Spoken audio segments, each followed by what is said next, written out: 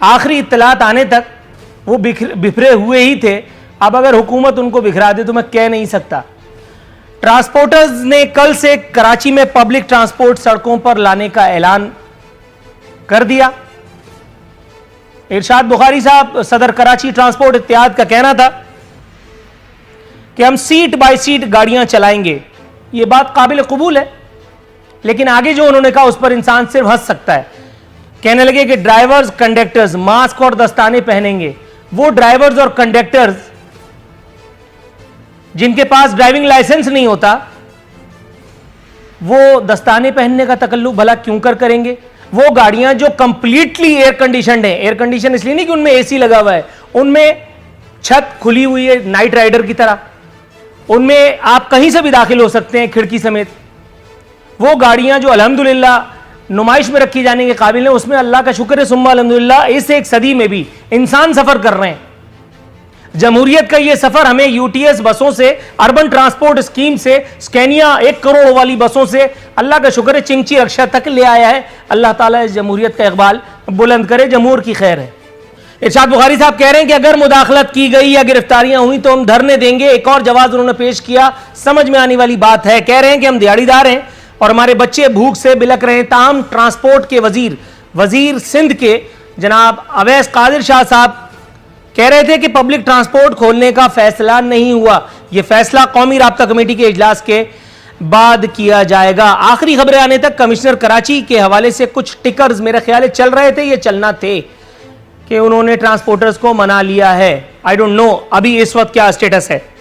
हजरत, सबसे पहले तो ये कि भूल जाइए उस एक जुमले को, अपनी याददाश्त से तल्फ कर दीजिए जो अवैस कादिर शाह साहब से नादानस्तगी में निकला। बुजुर्ग, आप अभी भी जवान हैं, इस बात पर यकीन रखते हुए मेरा सवाल जरा सुनिए और जवाब की कोशिश फरमाइए। सर, कोरोना केसेस बढ़ गए, इसमें तो कोई दो राय नहीं है। अभी वजीर ट्रांसपोर्ट साहब ने यह भी बताया। Deputy chairman senate Salim Mandviwala कह रहे हैं कि मुल्क में कोरोना केसेस में खतरनाक हद तक इजाफा हुआ है, अस्पतालों में जगह नहीं रही। चेयरमैन सेनेट का यहां क्या काम था, नहीं समझ में आया। जनरल नॉलेज का सवाल यह है, एक खबर मेरे पास रखी है, उसमें बताया गया कि सिविल अस्पताल में एक मरीज को मरने के बाद कोरोना का धक्का दिया जा रहा था। उसके लवाहिकीन ने उसके बाद नजराना अकीदत पेश किया, वो वीडियो वायरल हो चुकी है। लाश को कई घंटों तक हवाले नहीं किया गया। जिना अस्पताल में ये एपिसोड हो चुकी है। कराची के किसी अस्पताल में आप चले जाइए, किसी अस्पताल में कराची के इस वक्त आप चले जाइए, अव्वल तो आपको दाखिला ही नहीं मिलेगा, क्योंकि ये हजरत corona sponsored by Bill Gates मामू, ये हमारा सब्र आजमा रहे हैं। और दूसरी बात, इस वक्त जो डॉक्टर्स हजरात हैं वो पता नहीं क्यों किस किस्म की मसीहाई का जो है वो मुजाहरा करने पर तुले हुए हैं। आदमी कोरोना से बचे तो बचे, लेकिन दीगर बीमारियों से जो है वो इंशाअल्लाह ताला अल्लाह माफ करे मारा ही जाएगा। इस मुल्क के अंदर दो चीजों का मुकाबला है, डेथ वर्सेस डेथ। एक डेथ वो है जो कोरोना की वजह से हो रही है और दूसरी डेथ है जो कोरोना के खौफ की वजह से। सर, आपने मुझे एक खबर शेयर करने का मौका हम पहुंचा दिया। मैं आपसे तवक्कुफ की सदा करते हुए सिद्दीकुल फारूक साहब की जानिब जाने की इजाजत चाहूंगा। सिद्दीकुल फारूक साहब, एक खबर बता रही है कराची के ज़ियाउद्दीन, लियाकत नेशनल और साउथ सिटी समेत मुतअद्दिद निजी अस्पतालों का कहना है कि प्राइवेट अस्पताल कंसोर्शियम का अभी तक कोरोना वायरस के मरीज दाखिल करने के लिए सिंध हुकूमत से कोई मुआहिदा नहीं हुआ। वाज़ेह है कि सिंध हुकूमत सरकारी अस्पतालों में जगह न होने के बायस प्राइवेट अस्पतालों में गरीब मरीज दाखिल कराना चाहती है, ताहम इस सिलसिले में अभी तक कोई मुआहिदा नहीं किया जा सका। सर, अगर आप इस खबर पर तबसरा फरमाएं, कुछ रहनुमाई हमारी भी हो जाए। बात यह है कि कोरोना का मामला अगर पहले एहतियात कर ली जाती तो ये हम यहाँ तक ना पहुँचते।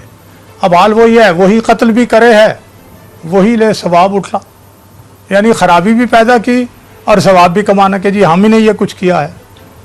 भाई ये सारी सूरत हाल गंभीर से गंभीर तर, और ऊपर से आके जो फैसला आखिर में हुआ कि ईद तक और वगैरह वगैरह, डॉक्टर्स जो मुतल्लिका लोग हैं, यानी कमाल की बात है कि इंसान का ऑपरेशन करने के लिए किसी माहिर सर्जन की बजाय किसी माहिर कसाई के हवाले कर दें कि जी तुम ही कर दो, तो वो क्या करेगा? उसने तो हिस्से बखरे टुकड़े करने हैं ना। तो उसका ये नतीजा है जो हम देख रहे हैं। नकवी साहब ने खुद फरमा दिया कि चाइना ने क्या किया। एक शहर लॉकडाउन उन्होंने कर दिया। भाई पाकिस्तान की सरजमीन पे तो कोरोना था ही नहीं मेरी जान। सर आप बिल्कुल ठीक कह रहे हैं, लेकिन इस खबर पर उन्होंने आप लॉकडाउन बुरे किया, से फरमा आपने रहे हैं। बॉर्डर खोल दिया, आपने एयरपोर्ट्स खोल दिए। अब नहीं, अब मैं उस पर आ रहा हूं कि अब ये सूरत हाल है कि प्राइवेट जो मुझे मालूम हुआ है कि वो लाख डेढ़ लाख रुपया और इस तरह से एक दिन के वो चार्जेस ले रहे हैं प्राइवेट अस्पताल। तो मैं ये समझता हूँ कि शायद इस हवाले से सिंध हुकूमत को कानून साजी करनी पड़ेगी और उसमें शमीम नकवी साहब और इनकी पार्टी जो है वो भी उनके साथ ताउन करें ताकि प्राइवेट अस्पतालों की फीस कम की जाए और वो फिर कोरोना के पेशेंट्स और को इस दौरान में, इस कानून साजी के दौरान जो लोग गन्ने की मशीन में पिस जाएं, वो अल्लाह मियां के अपनी एफआईआर दाखिल कर दें और उसके बाद ये केस भी इंशाल्लाह दाखिल दफ्तर हो जाए। नहीं, आपने भी मुझे ट्रक की नई वाली बत्ती के पीछे लगा दिया। आपकी ये बात दुरुस्त है, लेकिन ये कानून साजी कल परसों 2-3 दिन में कर लें।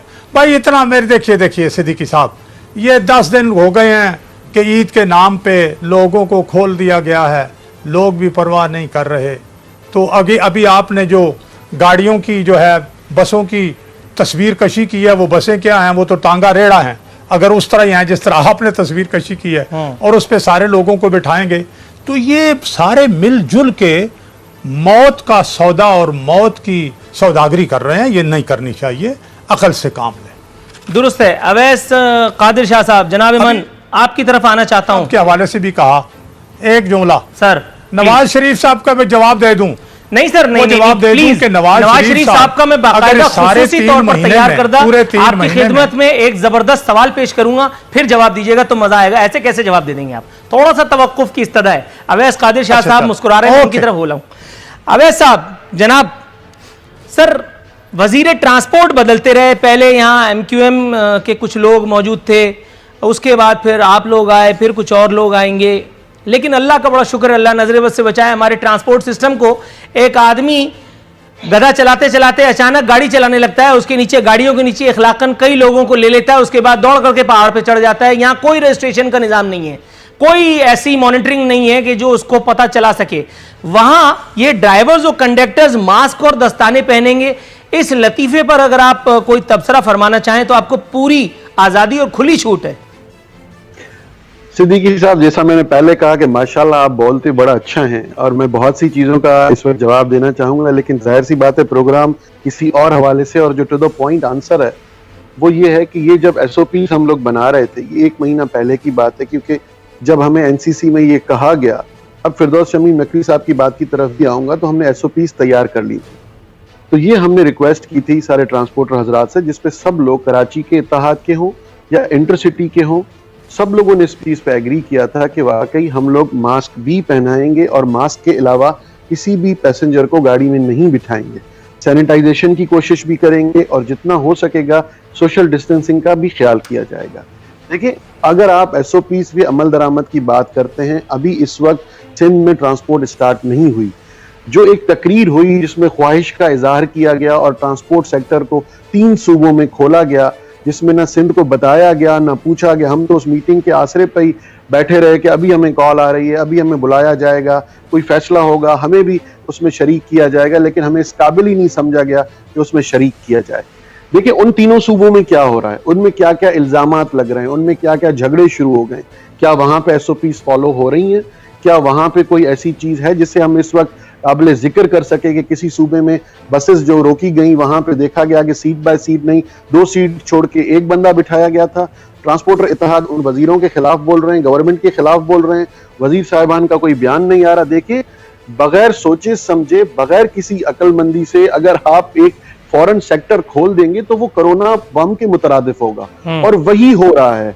हम लोग जिस चीज को कह रहे हैं कि फिरदौस शमीम नकवी साहब अगर हम पे इल्जाम लगा रहे हैं, देखें बातें बहुत आगे तक जाएंगी। फ्रेंड्स, तो ये था आज का वीडियो। जय हिंद, जय भारत।